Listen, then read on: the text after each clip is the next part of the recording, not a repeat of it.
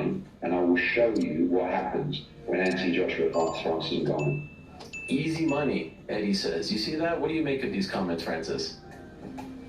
Well, Eddie is a promoter, so that's like a routine for him, like a deja vu. I mean, it's just like he said the same thing all the time, just not about Francis Ngannou, but about somebody else. That's how he does.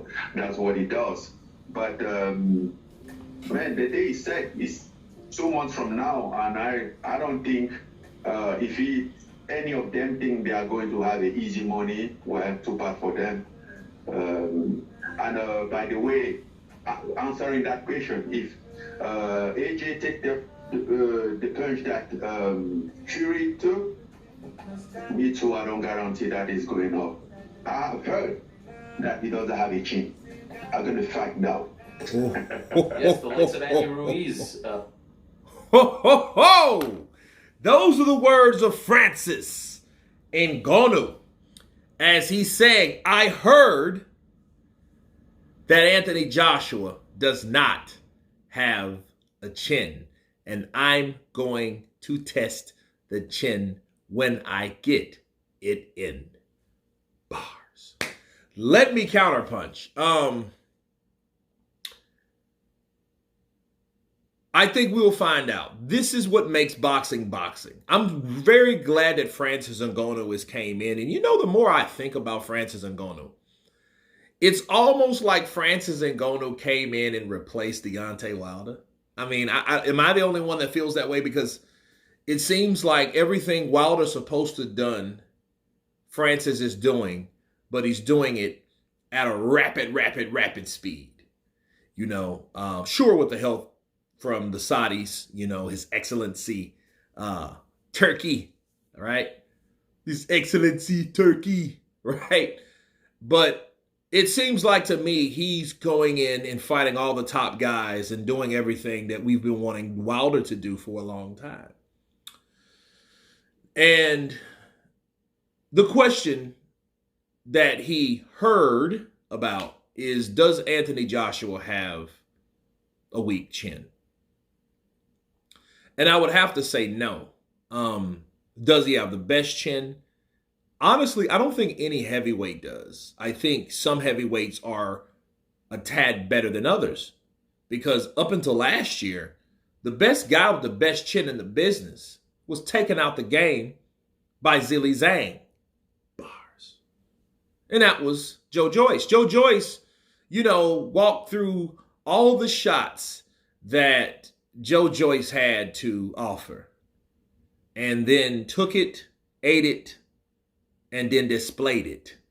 Okay? He took everything that Joe Parker had and knocked Joe Parker out. But then you had Tyson Fury, and Tyson Fury is supposed to have the best chin and this, that, and the other, but we clearly seen him get hurt by Otto Wallin in the 12th round. I mean, so when people talk about chins in the heavyweight division, I don't think that's something that's that pinnacle to the point where, hey, you know, that's the topic of discussion. Sure, durability is great and it is needed in the heavyweight division, but it's almost like guys walking around with bulletproof vests, you know, taking shotgun, armor piercer, or double out bucks, okay? You will still be hurt and affected by the shot that you get shot with. Doesn't matter what type of protection you have. You will still feel pain. You will still more than likely see blood. You know what I'm saying? It's like, these are heavyweights. So, you know, I'm going to check the chin, meaning Francis Ngannou means to throw bombs. And I'm interested in it too. Like I told you guys, I want to see what happens when Francis lands that flush blow. And then we can see, just for discussion topics, but if he drops Anthony Joshua, what does it really mean? That means that, yeah, Francis can hit, but that means that AJ is no better than Tyson Fury, and Tyson Fury is no better than AJ.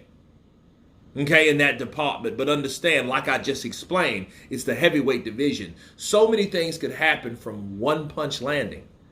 Okay, that's just not Wilder. That's just not Fury. That's just not Joshua. That's just not Ngannou. It's all around the board when the right punch hits the target the right way. Okay? And Francis, seems calm, confident, and he's like, hey, yeah, I heard he has a weak chin.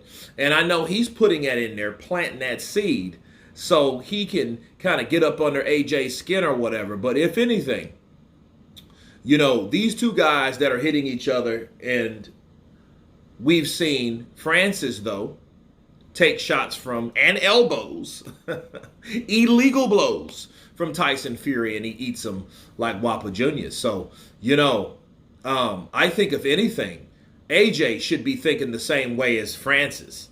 Like, I want to check that chin of Francis because we've seen Tyson Fury.